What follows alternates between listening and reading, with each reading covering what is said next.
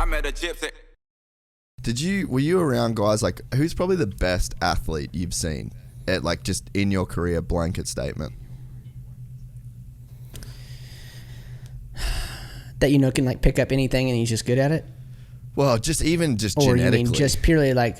Just like an athlete. Like if you're talking about the NFL and you're like the combine, like in motocross, like who's putting down the gnarliest combine? And this is ever Dude, that's that tough. you've been around. It'd be tough, man. I would have to throw like a Johnny O in there. Like that dude has always been a product of fitness. As far as those guys go, I mean, look at Dunge, dude.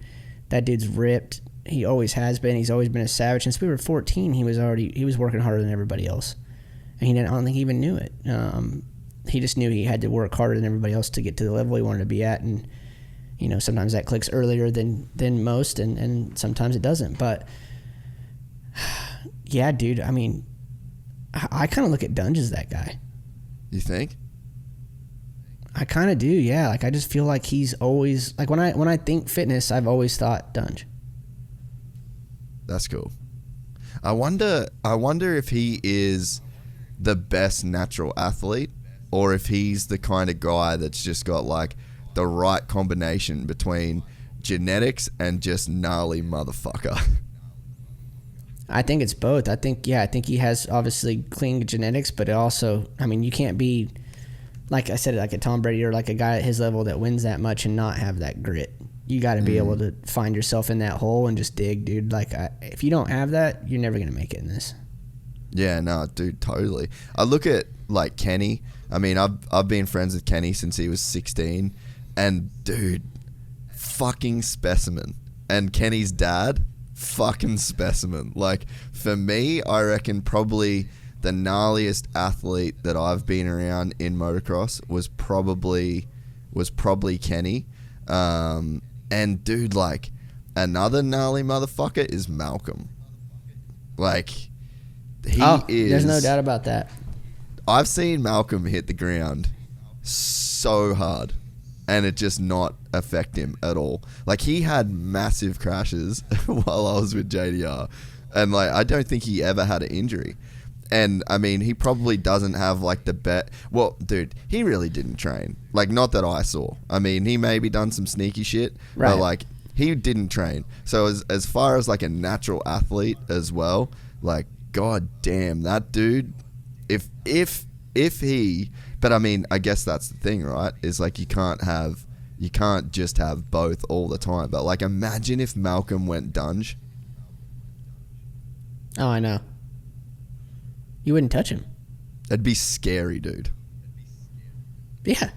Yeah, what you would build out of that, like what superhuman you would build out of that. It's especially ridiculous. On like a 450, dude. Like, he would just destroy that shit. Well, and I've always wondered that. Like, when you see guys, crash like that, and I'm like, no chance I get up from that.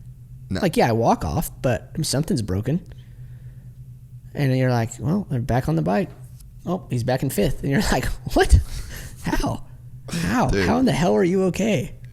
There was this one crash that James had one day at the Ponderosa, and he it was like a big single onto like a sandy straightaway, and he fucking ragdolled. Like, James never goes slow, so obviously you can imagine the kind of crash that you're gonna have when James Stewart's going as fast as James Stewart goes.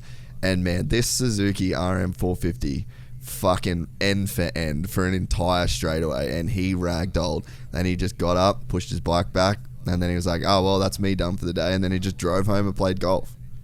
I was just like, bro, what are you actually made of? Literally, is it rubber or is it just iron? Like, I don't know. It's so gnarly, dude, eh? But yeah, I mean, there is, for a guy like you, I think it makes it even like more impressive. And I think that's probably one of just the cool things about moto, is that it's not really the super athletes that win, because it seems like, yeah, the fitness component of it is massive, but our sport can, like, anyone in our sport can reach the levels of fitness required to do 2 30-minute motos. But it's like not everybody can. Work ethic can't get you in the NBA. Work ethic can't get you in the NFL. I mean, I guess quarterback position, you could maybe make the argument. Tom Brady's not exactly an athlete, but I mean, dude, to have an arm to throw a football like that far. But motocross is one of those sports where I think any human could get to the level. I mean, within reason. I mean, probably not midgets and shit. Like, you're probably getting close to that, but like, let's say, I'm right on the fine edge. Yeah, you're on the cusp. Yeah, barely over the height requirement to be on this ride. But yeah, it's like that maybe is one of the coolest things about moto, right? No, when you think about it, I mean, look, you got guys like Weston Pike, Benny Bloss, you got guys like me and the Martin brothers. Like, we're not big, but they've all been successful. Weston was very successful. Benny was very successful. We were all successful. It's like pretty much of all weight, size, builds. I mean, there's been success stories in about all of them. Yeah, no, it is true. Man, the Martin brothers. That's a fucking... They're so sick. That's a level, bro. That's a fucking level. Yeah. No doubt about it. Nothing but respect for those two. Like, they're so cool and they work so hard, dude.